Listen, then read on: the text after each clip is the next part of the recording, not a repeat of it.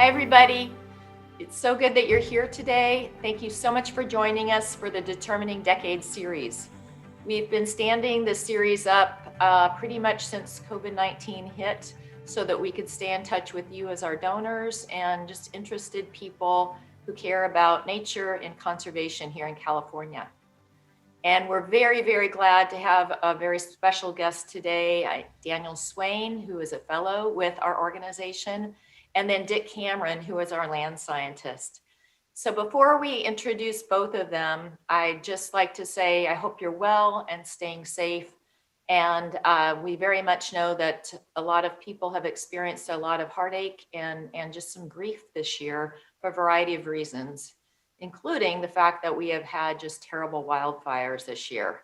And Daniel's gonna tell us about how terrible they were. It's a very sobering presentation, really.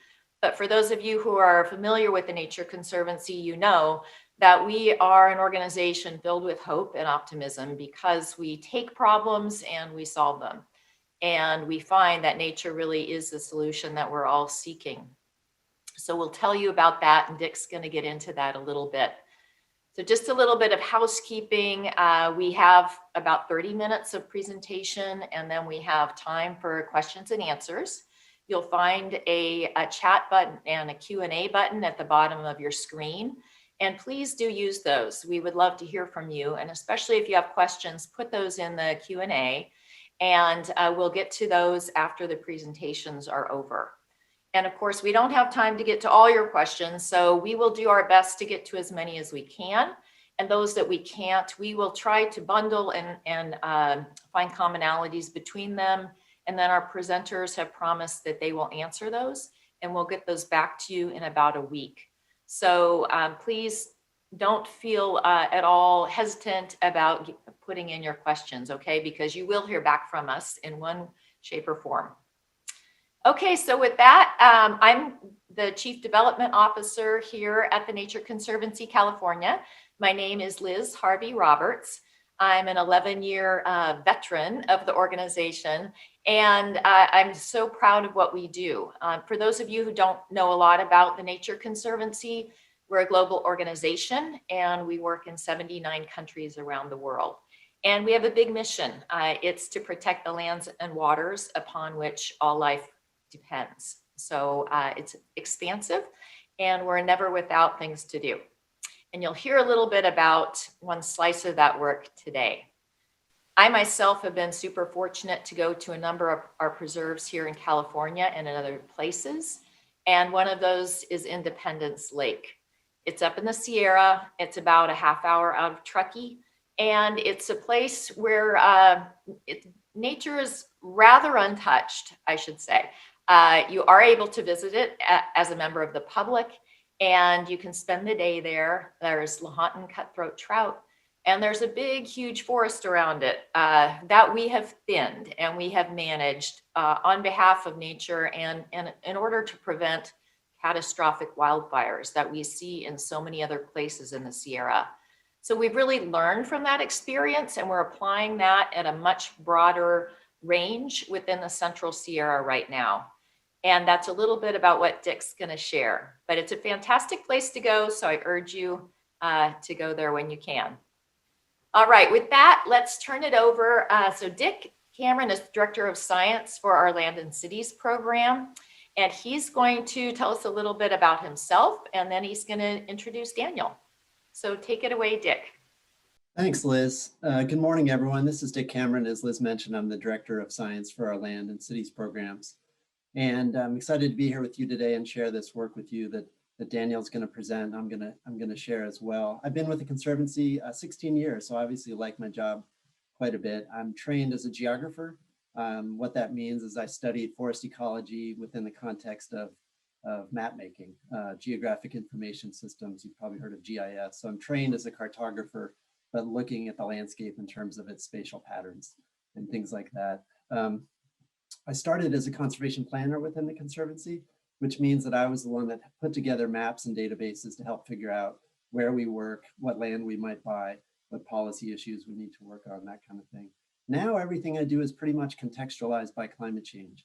I do a lot of research on how to use nature to fight climate change, how to manage preserves and connect preserves to maintain what we call resilience in the face of climate change. And so that's been the theme that I've been working on for a number of years. I love working for TNC because our structure enables, so we're organized in state and country programs, and that enables us to stay close to the ground, to sort of do on the ground work, to get direct feedback from stakeholders, from landowners, from people that we work with. But it also gives us the ability to scale up our best ideas. So I've been fortunate to work on teams where we've been able to work on a project, develop tools, and then apply that to other countries or other states. And that kind of impact, that kind of scaling is really satisfying to me. So this issue, wildfires, as Liz mentioned, is on the front of everyone's minds, especially within the context of a pandemic. And so hopefully from this talk, you'll get a better sense of some of the climate basis to it, some of the challenges that we're dealing with, and then how the Conservancy is approaching that. When I grew up in New England in the 70s and 80s, the first environmental issue that I remember thinking about was acid rain. And I just remember thinking that, when it rains, the fish will die. There was this like very simple but dangerous thing going on in the world. And now I have kids that are teenagers, and they text me. They don't really talk to me, but they text me, hey Dad, it's a red flag day, or we have to prepare for another PSPS, or where's the go bag? And it's, that's life in California right now over the last 5 years. It's been incredible in terms of the scope and the severity and the tragedy that's come from these wildfires. So, maybe they'll look back on this as, this was the decade in which the Conservancy, others, there was a massive public-private partnership to learn how to live with fire and to basically adapt to climate change and changing conditions. So we'll see, but I'm excited to introduce Daniel. Daniel Swain is a research scientist at UCLA, is a research fellow at the National Center for Atmospheric Research, and is a climate fellow with the California chapter of the Conservancy. And he'll talk more about that unique role, but it lets him do a lot of different things, including engaging with the media quite a bit.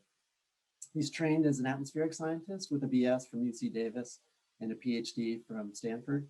And he's a prolific researcher as well as an excellent science communicator. So it's not unusual for me to open a story in the newspaper or look online and see Daniel quoted, which is awesome. In fact, I think he rescheduled one of our one-on-ones recently so he could take a CNN TV interview. So Daniel's a treasure to work with, and we're really happy to have him today. So I will pass it over to him. Thank you.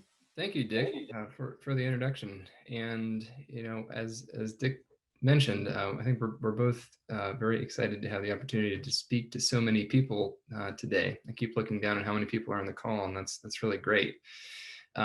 And as Dick mentioned, my role at the Nature Conservancy, and really at all three of the institutions that I'm part of, in the Institute of the Environment and Sustainability at UCLA, and the Center for Weather and Climate Extremes at the National Center for Atmospheric Research. It's a long business card, but actually wearing those three very distinct hats has proven to be really beneficial in this unique and unusual role that's been really substantially supported by the Nature Conservancy California chapter.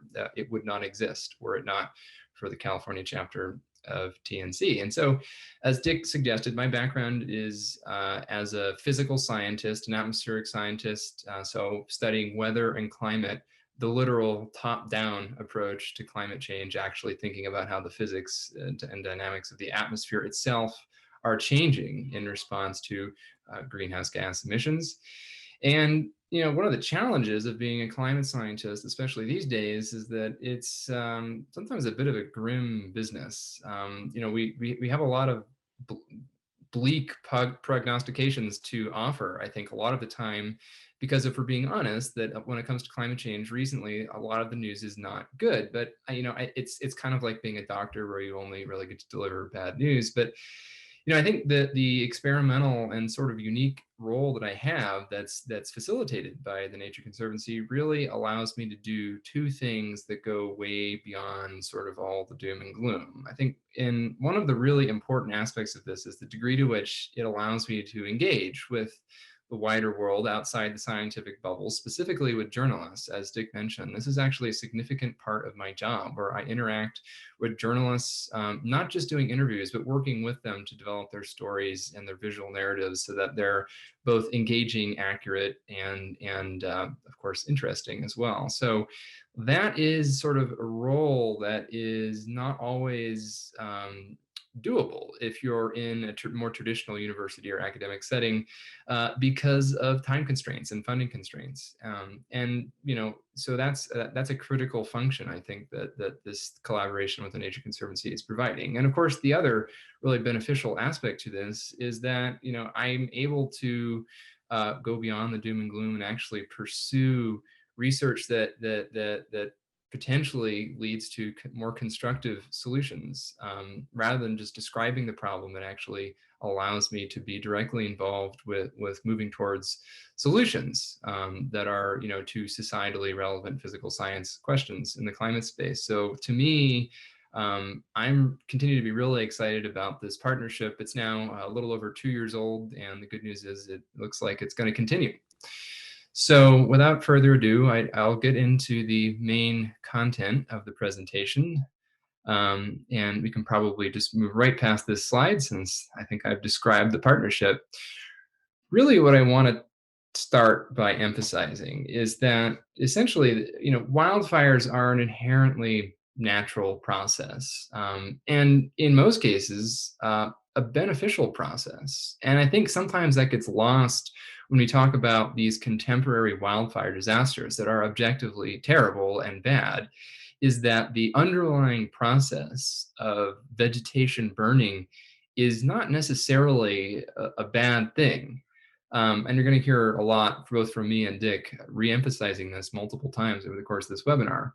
But really what it comes down to is it's a complex biogeochemical process. It involves interactions between the biosphere, the geosphere, the atmosphere, the hydrosphere, and just about everything in between. So it actually bridges a lot of different scientific disciplines, which is why the field of fire science, I think, is burgeoning. But beyond that, I think I just want to emphasize that there are many different types of fire, and really it's the character of wildfire that matters. If you have lower intensity fire that's just smoldering the underbrush, clearing out some of the dense vegetation, providing net ecosystem benefits, or if you have a very high intensity crown fire, for example, that's moving quickly through the forest and potentially threatening places where people actually live, those are two very different types of fire. And I think we really need to be careful about talking about them differently and differentiating between them. And I think we can go on to the next slide. But really, I think what the big challenge is that in the United States, particularly in the American West, we are seeing a lot more fire recently than we did even just a few decades ago. There have been really strong increasing trends in the amount of acreage burned, and also in the losses or the human impacts associated with those increasingly large fires. And I think that it's worth taking a brief step back to realize that wildfire is not exclusively a Western United States problem. It's actually something that exists both as a natural process and as a natural hazard potentially throughout the country. But the extent of the fires we see out west and the frequency with which they sort of affect populated areas in a negative way is a lot higher out west, partly due to the background climate. It's just generally a lot drier out here for a longer time of the year. And the vegetation types we have out west are adapted to that drier climate in ways that make them more flammable and more liable to burn.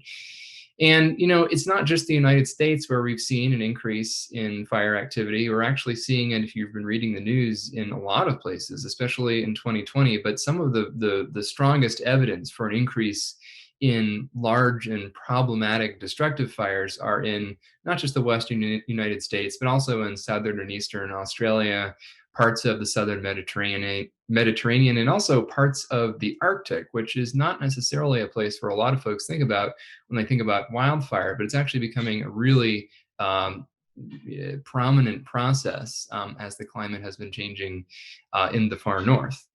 And on the next slide, I think it's even more clear how dramatic this recent increase has been for California specifically. And so to the extent that the Western United States has a growing wildfire crisis, California has a rapidly accelerating wildfire crisis. And I think this is something that we've become acutely aware of, especially in the last 4 or 5 years, as Dick mentioned, essentially because we've hit so many grim milestones when it comes to wildfire. So like in the rest of the Western US, the acreage burned has dramatically increased in recent years. In 2020 specifically, we saw more acres burn in California than in any year historically. In fact, we almost doubled the previous record set back just a couple of years ago in 2018 in terms of how much acreage burned. So from that perspective, 2020 was truly exceptional. But I think more important than the total area burned is the human impacts that that area burned is actually having.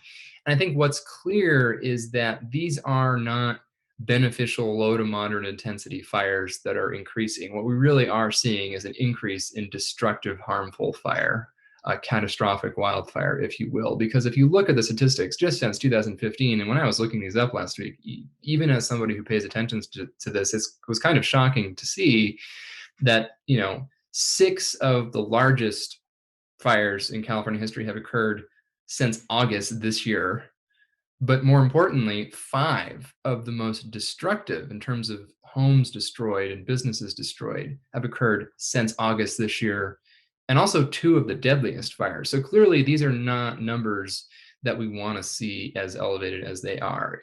As alarming as the acreage burn trends are, personally, and I think a lot of folks in the fire science and ecology world are more concerned about these other numbers that relate to the destructiveness and the deadliness of these fires that we're seeing. And just as a matter of perspective, more people have died in California wildfires over the past 3 years than in any earthquake in California since the Great Quake of 1906 in San Francisco. So this really is sort of the disaster of contemporary California. It's really emerged as being sort of the key concern in a lot of circles. Next slide, please. So we've sort of described the problem. So what's driving this escalating crisis in California and throughout the Western U.S.? Well, there's really three pillars, more or less, which is that essentially we have increased expansion of populated urban or semi-urban or even semi-rural areas into high-risk zones. And in a place like California, there are a huge number of high fire risk corridors along the margins of forests and margins of grasslands. Just about the margins of any sort of ecological regime in the state is often at quite high risk. A lot more people live there today than did even a few decades ago. And then in a lot of California's forests, especially the large contiguous federally managed forests in the Sierra Nevada, there is this legacy of 20th century total fire suppression policies. In other words, there was for almost a century a policy that all fires that started in the forest were attempted to be extinguished as fast as possible, which essentially resulted in a deficit of low intensity beneficial good fire that would otherwise thin the underbrush naturally and sort of create natural thinning of the forest that prevented them from becoming overly dense.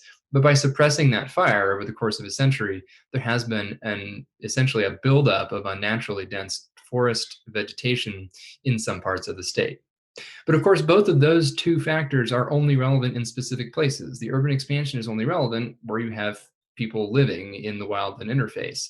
The fire suppression policies in the forests are, of course, only relevant if you're in a forest.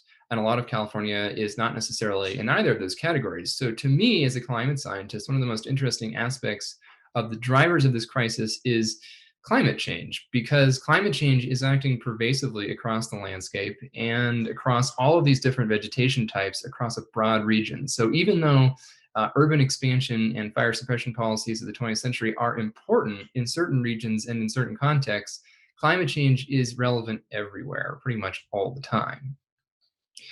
Slide, please.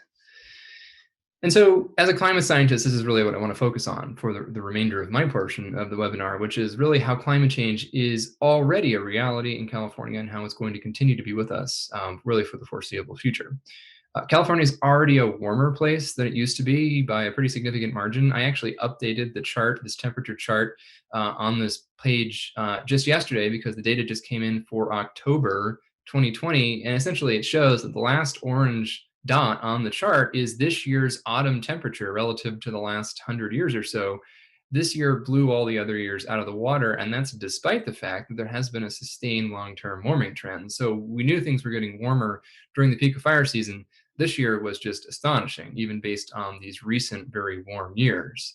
And it's even though it only is a few, quote unquote, a few degrees of warming, that is actually has sort of an outsized effect, much more so than I think might be intuitive. And that's because it's not so much that the warming itself is increasing fire risk, but it's the indirect effect that that warming is having on the dryness of vegetation via increased evaporation from the soil, increased transpiration from plants, and also other sort of indirect effects that the overall climate change is having on things like California's precipitation variability, which is increasing, and the fact that we're getting less snow but more rain in the mountains. And I'll extend this a little bit on the next slide. Essentially what you can see based on some of our recent work is that from a precipitation perspective, California might not get a lot wetter or drier on average in a warmer climate, but it's quite likely that California will become both drier and wetter, depending on which year and which month and which day you're looking at. In other words, we expect there to be a large increase in what we have called precipitation whiplash, which really just means the frequency with which we swing back and forth between extremely wet and extremely dry conditions. Climate change is actually expected to bring about both an increase in the extreme wet events, which might lead to increased flood risk, and also the extreme dry events, which will lead to increased drought risk and therefore increased wildfire risk. And so it's really important to think about the extremes when we talk about climate change in California, because if we only talk about the mean changes, we might be missing the point, especially when it comes to precipitation. And I think this is even more obvious on the next slide, where we look at seasonality that's changing in California. Anyone who lives in this part of the world, or has even spent a couple of years here, knows that California's precipitation seasonality is kind of unusual relative to the rest of the country. We have a really long dry season. Summer is almost always dry, and the fall and spring are somewhat dry, sometimes wet. And then you get a wet winter in between, where pretty much all of our precipitation falls during those relatively few core winter rainy season months. As the climate warms, our research has suggested that that winter rainy season might actually become a little bit wetter, but the rest of the year might become significantly drier. In other words, we see an even sharper seasonality than we're used to historically, where we dry during the so-called shoulder seasons in the autumn and the spring and get a little bit wetter in winter. Now, that's a dangerous recipe when it comes to wildfire, because of course, the peak of fire season occurs from late summer into autumn, when vegetation is at its peak dryness level following the long, dry, hot months. If we extend that dry season by a few weeks or a month or so into the autumn, not only do we add a couple of extra months to the drying season to California's from the perspective of vegetation, but we also increase the overlap between dry vegetation season and so-called offshore wind season. Those are the Santa Ana winds, the Diablo winds that blow from east to west and bring extremely dry air and sometimes violent gusts that push a lot of California's worst wildfires in September, October, and increasingly even into November in some years. And so by extending the dry season, even by a few weeks, we increase the overlap between the really dry vegetation season and the time of year when those winds tend to peak from November into December. So the challenge there is not only are we burning the candle at both ends, but we're actually upping the intensity level in the autumn, which is when our worst fires tend to occur historically. Slide, please. So essentially what our own research has now shown is the summation of all of this into metrics that are wildfire specific. Well, essentially what we see is that climate change has already doubled the occurrence of extreme fire conditions in autumn in California just over the past 30 or 40 years, which is actually a number that was kind of shocking to some of the study authors. We were surprised that the number was that big already. We were not surprised that climate change had increased the risk, but doubling over the course of a few decades is a very large increase. And so, as I emphasized earlier, the main link here is through vegetation aridity. So it's not so much that the warmer temperatures themselves, somehow make vegetation spontaneously combust. Of course, what really is going on is that even as you warm temperatures quite incrementally or linearly, the propensity of the atmosphere to act as a giant sponge and suck all that water out of the plants, out of the soil column, increases exponentially with a linear rise in temperature. So this is, to the extent that the warming itself may be linear, the impacts of that warming on wildfire are decidedly nonlinear. And so when you combine that with the changes in precipitation seasonality in the autumn and the increasing overlap with the offshore wind season that I just mentioned, that's a recipe potentially for disaster during California's peak fire season. Slide, please. So when we look forward, and this is just sort of a map view of the same kind of quantity that I just showed, the number of extreme fire days per season in California, and this is using a climate model to project into the future. Essentially, it shows that we're already living in that future in some ways, that global warming has already increased the risk of extreme fire conditions in California, but that we're not at the end of that increase yet. We're not at some new stable plateau. This is just a way station on the way to an even warmer future with even more extreme wildfire potential to come. And of course, the degree to which it increases from here is still very much dependent on how much global warming we ultimately get, which to a certain extent is still well within our control. We know we're going to see some more additional warming for moving forward from today, but there's a huge range between how much warming we could potentially see in a worst case scenario and how much warming we might limit it to at a best case scenario. And as you can see, the difference between the last two panels on the right here is quite substantial. There's a lot less red on the third panel than there is on the fourth. And that essentially shows how big the differences may in fact become later this century when it comes to how successful we were in mitigating the amount of additional warming to come. Slide, please. And so this is a video that I took. These days I live in Boulder, Colorado, and usually the wildfire season here in this part of the world ends sooner than it does in California. California has kind of a late peak in autumn, much later than the interior West, or so it used to be. This year, though, in 2020, the Western fire siege really has been a multi-state event over really thousands of miles. Essentially, what we were seeing all the way into October were these really catastrophic, fast-moving fires in the video that displayed. And you may have missed it, but essentially, it shows a large fire vortex, essentially a giant fire tornado on a huge wildfire just north of town. And as this was occurring, it was burning through a couple of different residential subdivisions. These are destructive fires occurring at times of year that are very unusual when there would normally be snow on the ground in this part of the world. So I just really want to emphasize that this has become, sort of as Dick alluded to, kind of inescapable, even for us personally as scientists who work in climate and wildfire and with the environmental consequences of these fires and the human consequences of these fires also becoming, hitting increasingly close to home. So I just really wanted to emphasize that this is not just a California specific problem. This is at minimum a Western United States wide problem, and really more accurately, a global problem in places of amplified wildfire risk. Let's go on to the next slide here.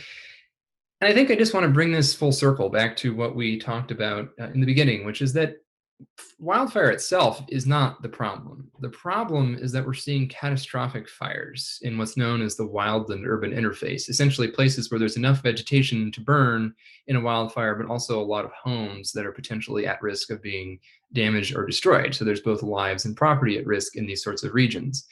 That is the crux of this accelerating crisis, which is that there is increasing damage, increasing harm to human health and well-being from these increasingly catastrophic fires. That's not inevitable, though, even though there is an expectation ecologically and from a physical science perspective that there is definitely going to be more fire on the landscape in a warmer 21st century climate. That's essentially inevitable. We're not really going to prevent it. And it's not clear that we should want to prevent more fire on the landscape. In fact, there's lots of evidence that there is probably too little beneficial fire on the landscape today. But the problem is that we really need to be able to decouple the catastrophes that we're seeing, where these fires are burning extremely intensely, moving very fast, faster than people can outrun them or defend their homes, destroying those homes, killing people, causing these massive public health crises when it comes to air quality and water quality in the burned regions. That we need to be able to decouple that from the existence of fire, because these are not inherently linked. And there's a lot of decisions that we can make about how we design our communities, how we design our homes, how we manage our landscapes, and how much good beneficial fire we reintroduce to the landscape. Because as the climate continues to warm, this problem is not going to go away. In fact, the climate component of this problem is definitely going to get worse before it gets better. And so in my head, one of the big questions is, well, beyond addressing climate change, which is of course critical for this and myriad other reasons, what can we do in the short term, on the short-term horizon, and on the state and regional and even local level to address this growing crisis, which again is not the existence of fire, it's the fact that these fires are having catastrophic impacts.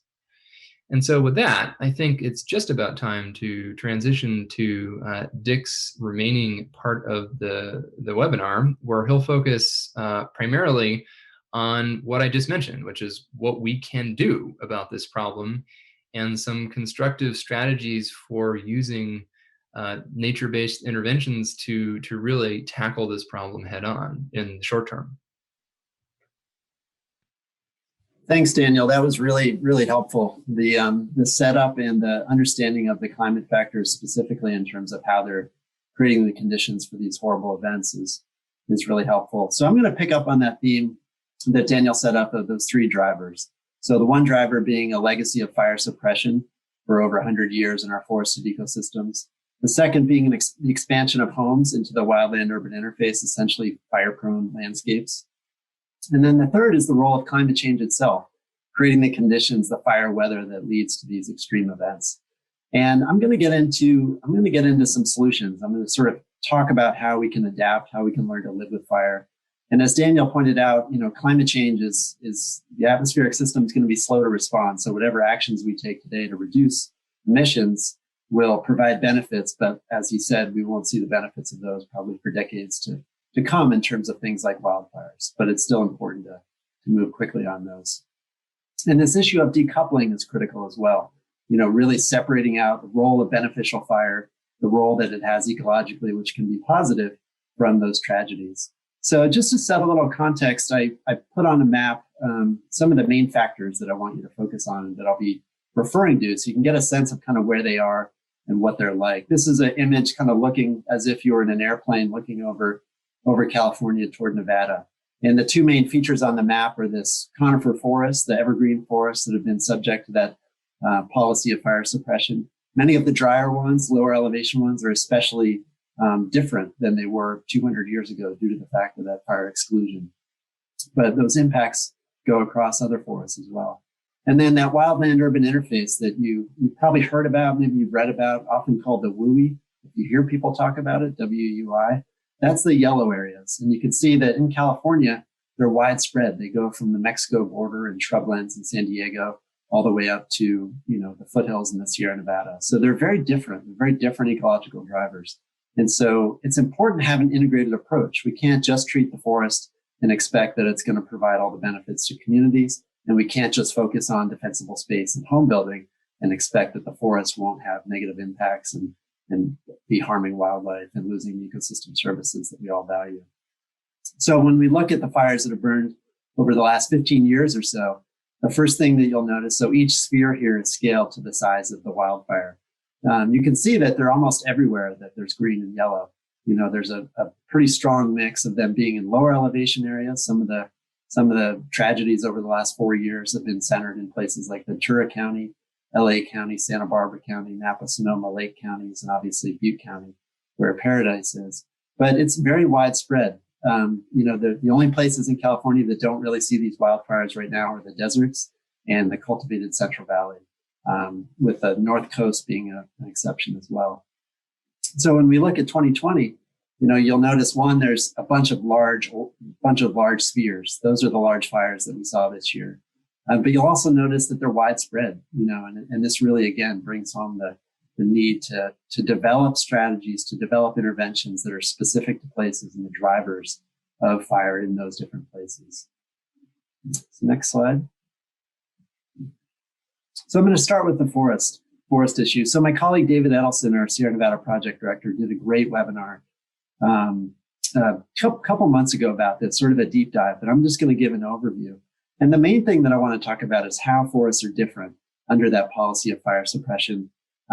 So with a fire suppressed forest there on the left, for example, there's growth of younger trees, smaller trees, medium-sized trees. A lot of forests out there look a lot worse than this. This one actually doesn't look too bad, but you can see how there's a density. And over time, that density leads to competition for resources. So less sunlight, less water, less nutrients for each individual tree. That makes them more susceptible to drought, to things like beetle outbreak, and ultimately to catastrophic wildfire. The image on the right shows a forest that we've implemented some sort of ecological management, some sort of careful thinning, removal of small trees, maybe a prescribed burn that basically cleans out the fuel on the forest floor. And when a wildfire enters these different places, there's very different consequences. So you can see as the fire in the ecologically managed forest, in lower elevations especially, we have these history of frequent low intensity fires that are ecologically beneficial, regenerative even. And you can see there on the left that fire's, consuming forest floor, stimulating nutrient release in the soil and providing a net benefit to the forest. Whereas the one where there had not been sort of restoration activities going on before a wildfire, those smaller trees, those medium-sized trees are carrying the fire. The ladder fuels are carrying the fire up into the crown of the larger trees, which normally would have been relatively fire resistant in, 200 years ago, let's say. So the consequence of these is pretty bleak. And you can see that once the fire is over, the mortality rates, the actual loss of forest cover is that much higher, almost complete in the fire suppressed forest, whereas the larger trees have remained in the ecologically managed forest. In the fire suppressed forest, a lot of these places, you'll get 100% mortality or so, and you'll lose seed sources. So you don't have seed trees to bring back forests into this place. And often you'll get hydrophobic soil. The soil gets charred such that it can't hold water. And over time, we expect, and we're seeing more of this with climate change, is that these places will transition to other habitat types. It won't be forests, or if they do come back as forests, it may take decades to reestablish. Next slide. So one place, as Liz mentioned, where we're developing these techniques is at the Independence Lake Preserve. It's a 2,300 acre preserve just north of Truckee. And it's really a living laboratory. We're sort of using it as a platform to experiment with different thinning techniques, find different ways to do prescribed burning more effectively and more efficiently. And we're working with partners across other parts of the Sierra Nevada, including a 250,000 acre area in the North Yuba watershed and a 2.3 million acre area of the Tahoe Central Sierra Initiative to scale up these ideas. And that's really critical because the rate at which these fires are happening, we need to scale up our best ideas as quickly as possible through both public and private action. Next slide. So I'll move on to the land use challenge. So again, those yellow areas on the map, those what we call the WUI or the wildland urban interface. It's kind of surprising, California has 40 million people, about a third of them live within that zone, which is pretty amazing. And as you saw, they're both coastal towns, some of the oldest towns in terms of the Spanish era, as well as foothill communities that were settled during the gold rush. So people have been there a while, but they've expanded quite a bit. And so 75% of the homes, the structures that are lost from these wildfires are within that zone as well. It's also the fastest growing land use type for housing in the United States. So from 1990 to 2010, it expanded over 40% in terms of area. So this is a problem, again, that Daniel mentioned. It's not just unique to California, and we're headed the wrong way. So rapid action is going to be needed. Next slide. So one of the ideas we're exploring is this idea of sort of land use buffers. So the image on the top is more of a traditional sort of design land use where you've got the homes in sort of a cul-de-sac environment, many of the homes right up against that darker green color, which is that wildland vegetation. So the only thing you can do to really prevent homes from being consumed in a wildfire event here is is defensible space immediately around the home. You can do some, vegetation management maybe in that green area. But if you can have some sort of buffer, like the image on the bottom, something that might be agricultural land use, maybe it's recreational open space, something that allows, that separates homes from wildlands is likely something that's going to be able to reduce risk quite a bit. And the way that that works is you think of, embers coming from a wildland fire. This would be a place where if it's large enough, they would fall there instead of on people's homes. And also it would be a place where people can, where firefighters can fight. So think of it as sort of community level defensible space. You're probably familiar with defensible space activities around your home where you're removing flammable vegetation. This is sort of extending that concept to the community scale. One place where we're piloting this idea is in the town of Paradise. You can see that, Paradise, as many of you know, is the site of the 2018 Camp Fire, horrible, tragic event. And this image on the right actually is a park where I guess 120 people found refuge during the fire near Paradise and were able to sort of wait it out for emergency services.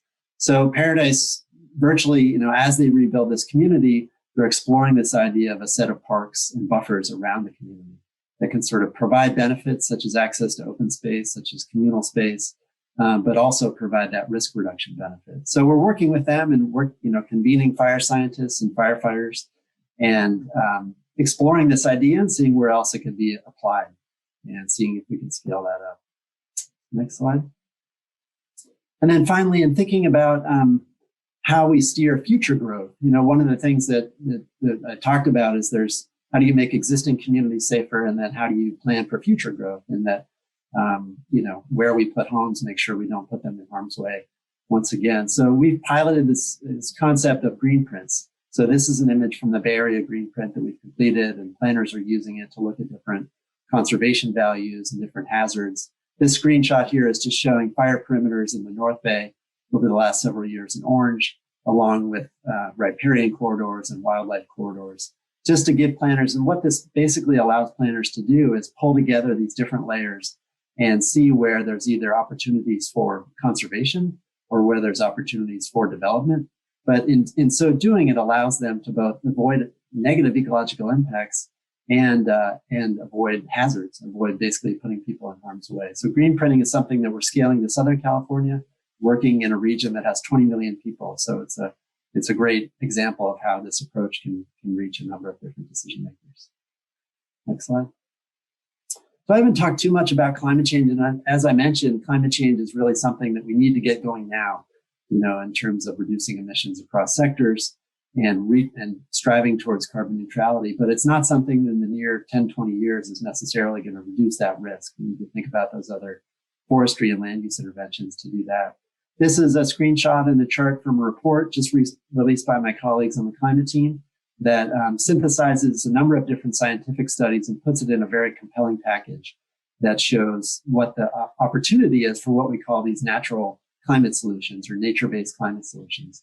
We know that CO2 can be pumped out of the atmosphere through conservation and ecological restoration into soils and vegetation, and that's part of the solution. Obviously, we need to reduce emissions from transportation, electricity, agriculture, all these other sectors. But natural climate solutions is really an opportunity that aligns very well with the Conservancy's mission. So we're working with the state of California to embed these concepts and these tools into state climate policy as California is recognized as a global leader. Next slide. So some of the key takeaways: wildfires become more destructive due to climate change, historic fire suppression, and development in wildlands. And the goal really is to have more good fire and have fire play a beneficial role in nature while limiting risk to people. And hopefully you've been able to see how the Conservancy is taking an integrated approach to making our forests and communities both more resilient to wildfire. So thank you very much for tuning in. I look forward to your questions, and I'll send it back to Liz. All right, thank you, Dick. We're so very encouraged by the things that you've said, and we really appreciate all that we've learned today. And I know we have a bunch of questions, and we've got about 15 minutes for a Q&A. So here we go. Start my video. There we go. All right. So Let's just get to the questions. So Deanna is asking, I read recently about the Ponderosa Way, which was an 800-mile long fire break in California. Would such a thing be of such value in today's world? Dick, do you know the history of that? I don't know the history of that. I mean, I think fire breaks, in some places they don't do a whole lot. I think there's a lot of desire to put fire breaks in Southern California ecosystems, but obviously with wind events as they've been, a fire break needs to be so wide to actually have embers not be able to traverse it, is one of the challenges. But they do represent, places where firefighters can stage and fight fires, and so there's value there in terms of a tactical response. But in terms of the, some of it is, in terms of limiting the actual ignition in associated homes and developed areas, it has to be pretty wide to have that benefit. Yeah, I would just add exactly, just to re-emphasize that the fire breaks are, in the right context under certain circumstances quite helpful and can definitely reduce risk to populated areas. But on the other hand, we've seen fires recently in the last 5 years that are so extreme, under sufficiently extreme weather conditions, especially extreme wind conditions or long range spotting conditions. And in some cases, we've seen fires jump 1 to 2 miles ahead of themselves easily, sometimes even more than that. So unless you're going to have a 2 mile wide swath of devoid of vegetation, there are limits to the benefits you can accrue from fire breaks, even though they are under more typical circumstances, potentially very useful. Okay, thank you. Mark is asking about biochar. So he's saying, is it feasible to create a forest management corps that sustainably removes biomass from forests that have been fire suppressed for decades? Instead of burning or chipping, could we create biochar from them? So what do you say? Yeah, biochar is one of these technologies that's, there's a lot of potential. There's a lot of interest and excitement about it. It's certainly one of the challenges of forest restoration is, what do you do with the material? Can you bring it to a small mill? Can you turn it into other products with other values? I think biochar, essentially as a soil amendment, is a way of sort of bearing that carbon into soil. And obviously more organic matter in soil is going to store more water. So it has sort of a drought resilience benefit as well. I think the challenge is the cost, trucking biochar from forested areas after a restoration project into vineyard landscapes, where I think it's used pretty often. But, it is something with quite a bit of potential that I know a bunch of people are looking at. Okay, thank you. All right, so Rich is asking, are the fires that have occurred recently considered to be healthy for ecosystems, and have they reduced future fire risk? It's a mix. It depends which fire, and even within individual fires, it actually depends which portion of the fire. So there's sort of in 2020, we have an example of some contrasts in this. The Mendocino complex, which became California's largest contiguous fire in history, over 1 million acres burned up north of the Bay Area this year. Most of that, despite all the headlines about it being the largest fire in history and shattering all kinds of records, was at a low to moderate burn intensity. So that actually probably has net ecosystem benefits in the sense that it probably thinned forest regions without causing a lot of destruction to human populated areas, and probably won't exhibit huge erosion problems after the fact because the burn intensity was relatively low. On the opposite end of the spectrum, though, we are starting to see a number of these fires, at least portions of them, that are burning at extremely high intensity and are not just destructive to human settlements, but also environmentally so. In fact, I think yesterday there was a report that came out about the Sequoia complex fire, which was it got buried in the news, I think, amid all the other things that were happening this summer. That burned parts of Sequoia National Park and some of the giant sequoias in that region. And unfortunately, it appears that there is likely to be a very high mortality rate among these trees, because these are fire-adapted species, but they are not adapted to extremely high intensity crown fires that burn for days. And so I think that we're sort of seeing the limits of where it's not just a question of whether, fire is good or bad. It's a question of the character of the individual fire. And we're still seeing fires of very wildly differing character, across the landscape, partly depending on weather conditions. And so we've kind of seen examples of good fire and of destructive fire, even just in the past few months. Thank you, Daniel. Diane is asking about what are we learning from indigenous communities that have been dealing with wildfire here in California for centuries? Yeah, I mean, cultural burning and indigenous use of fire is pretty well documented in much of California. And, the frequency, I was reading a book about Edward Curtis, the photographer in the early 1900s.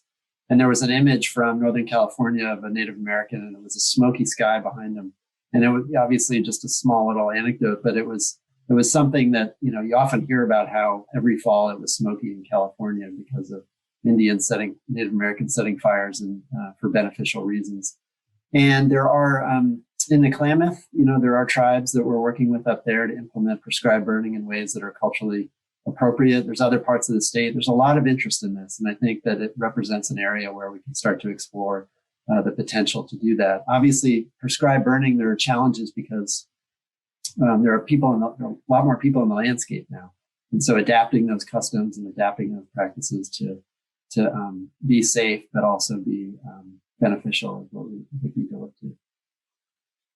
So thank you. And we do have an indigenous fire learning network that the North America region of the Nature Conservancy it drives. So we are working with indigenous communities throughout the West. So if you're interested in that, please let us know and we can give you more information.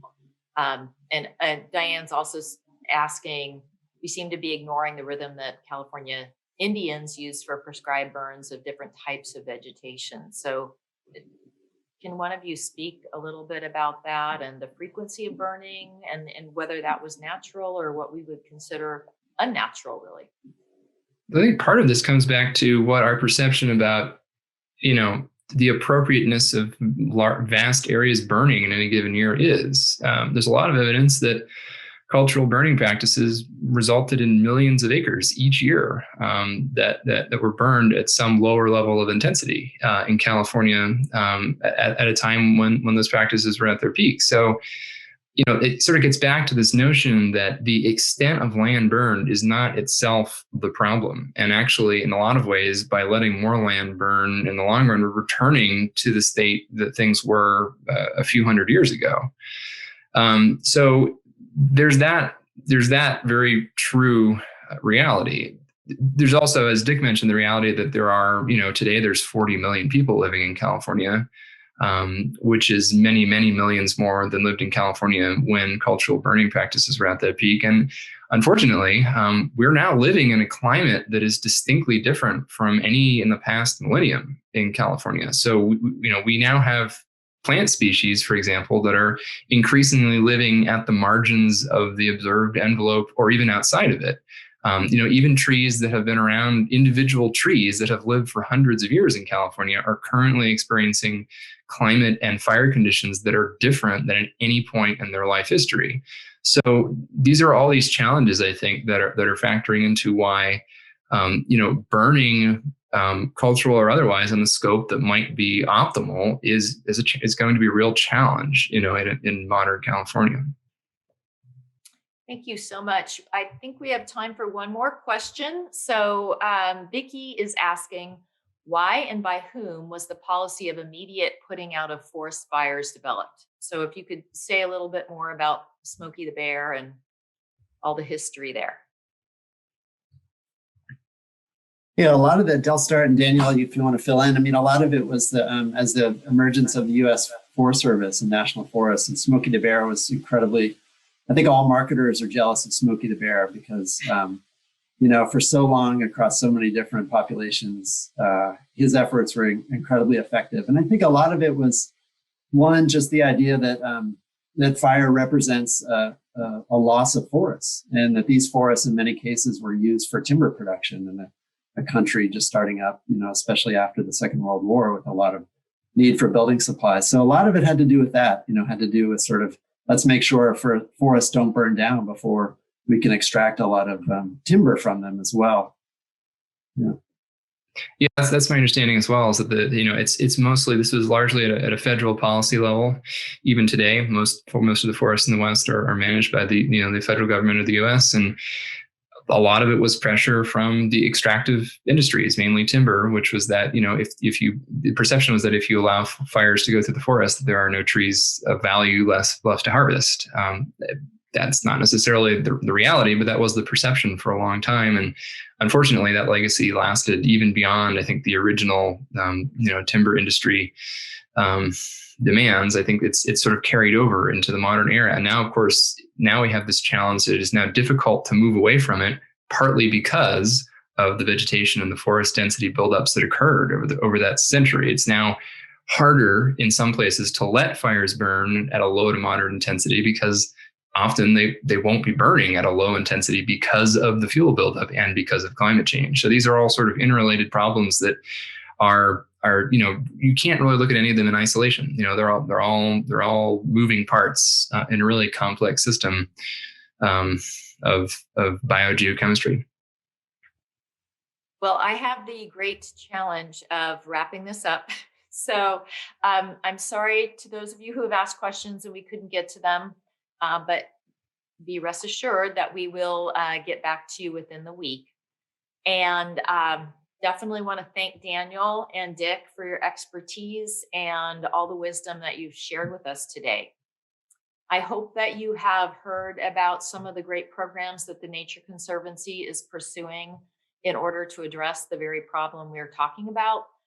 We have a groundwater program where we're trying to capture some of the precipitation that we're going to be experiencing and put it back in the ground, nature's reservoirs.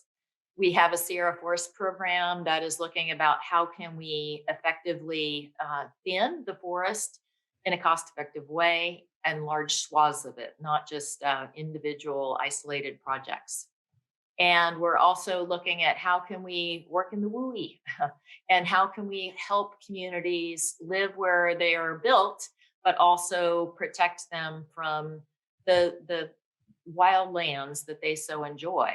So we have a lot of different strategies. We really encourage you to ask about them. There are, of course, support opportunities if you are interested in donating. And we thank you so much for those of you who do currently support the Nature Conservancy. 75% of our funding comes from private individuals and private sources. So we couldn't do it without you, literally. So thank you very much. We have two really interesting webinars coming up. One is with Governor Brown on Thursday. If you're interested in talking external affairs and policy, please join us. If you want the link to register, just let us know. We're going to send out a survey after this. We encourage you to fill that out and let us know how you thought about today and what you're interested in hearing about tomorrow. And we also have a really cool Places We Protect series coming up in December. We're going to be talking about New Zealand and the relatively new program we have in New Zealand and a really exciting acquisition opportunity there. So we hope you can join us.